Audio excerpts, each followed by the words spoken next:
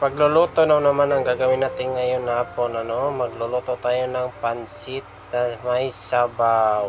Ito yung pansit lungin. Kailangan muna natin ibabad sa tubig malambot sa pagluto, mamaya madali lang maluto. Habang nakababa pa yung lungi ay mag-hiwa na tayo ng cabbage kasi wala tayong repolyo, so cabbage ang gagamitin natin. Okay lang to kasi pareho lang naman sila, puro dahon.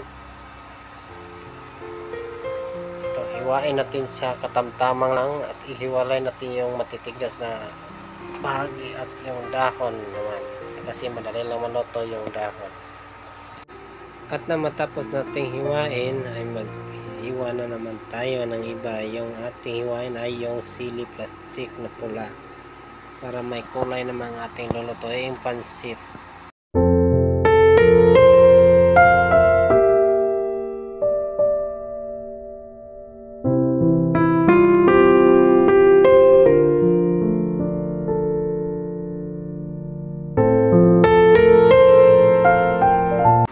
Nang matapos naman ito ay maghiwa naman tayo ng bawang at sibuyas, yung pangsahog natin para papabangos, at hiwain natin ito sa katamtamang laki lamang.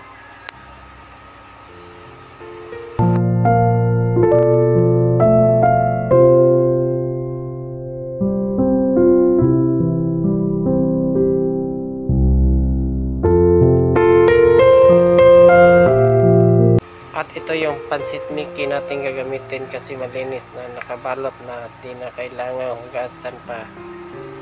Ito yung gagamitin pang pansit ngayon.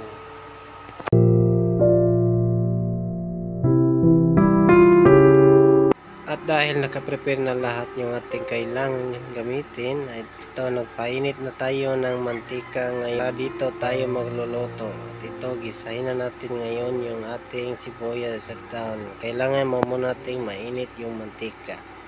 At dahil mainit na yung mantika, ay gisahin na natin yung bawang at sibuyas. At ito ay ating unahin para mabango na yung ating pansit na, Kailangan sukay-sukay lang, Kailangan nating mekas ng konti. Madali lang itong maluto at sibuyas. At isunod naman natin yung pangsahog natin, syempre para masarap, baboy na naman.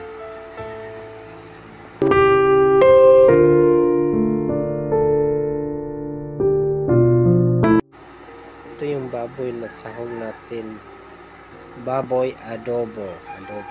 Ito kailangan na natin ito pansahog sa pansit, laman naman konti, at may bango-bango rin konti. Kaya naman natin may sahog dapat ang pansit kasi masarap kapag walang sahog.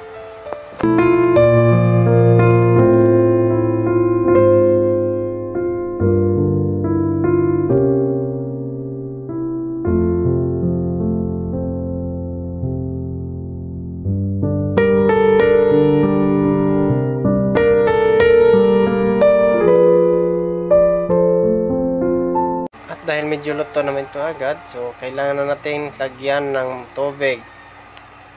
Mga 3/4 lamang ng pitsil natin yung ating kailangan ng tubig kasi malit lang natin niluto. So kailangan ipakuluin ito ng konti.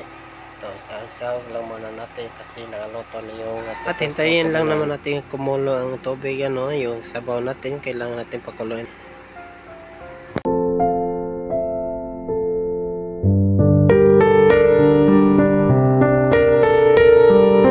Dito ay nagsako ng kanin dahil nauna ko pa ang pagluto ng pansit kaysa kanin. So habang kumukulo na ay ready na ito. Ilunod na natin ito yung lungi ang ating unahin ngayon.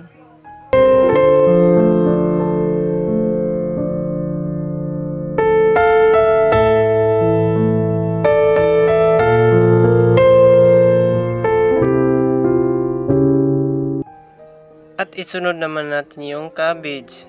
Yung cabbage muna ang ating lunod kasi yun, unahin natin. Kasi yung dahon madali lang maluto. Unahin muna natin yung kanyang puno.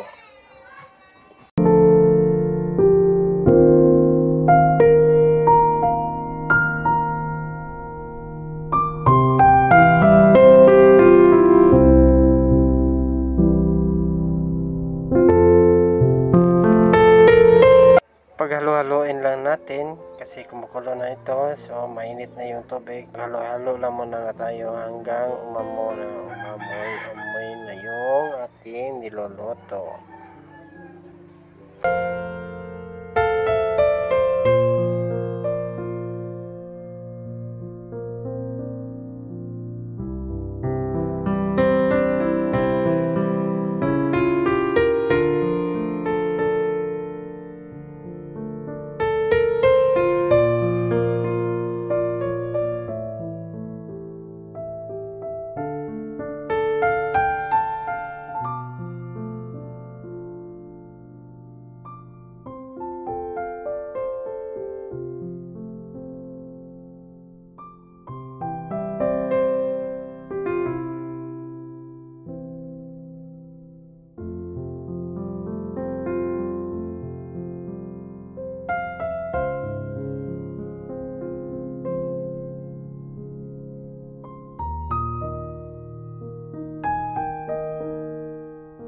Dahil lumulunod na yung iba, so ibig sabihin luto na ito. So kailangan natin ilunod yung dahon ng cabbage. At paghaluin lang natin, ganun sa dati, kanina, pinaghalo-halo na natin yun. At pakuluin ng kaunti.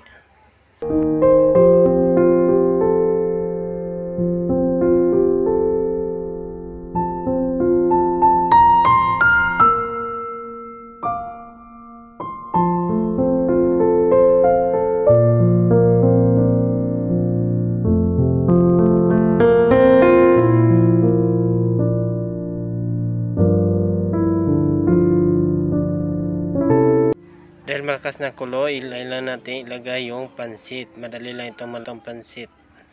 At ito yung masarap na pansit kasi madali lang maluto.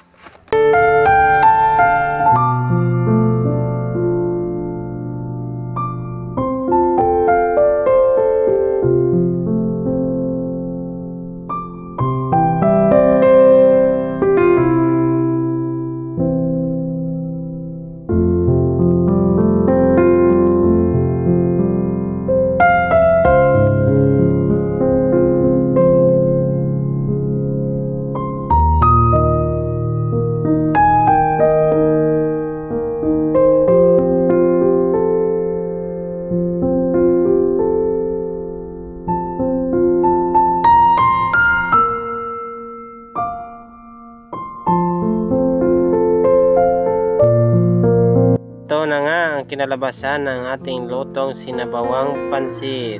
Lito Ricardos na ito. Kain na lang ang kulang. Masarap ng tingnan, masarap ng kumain. Ito na, luto na nga yung pansit. Okay na. So, kompleto na. At ito ilagay natin sa plato at sa mangkok. Ayun, kumakain na yung mga bata. Inuuna natin ang bata, matagal silang kumain.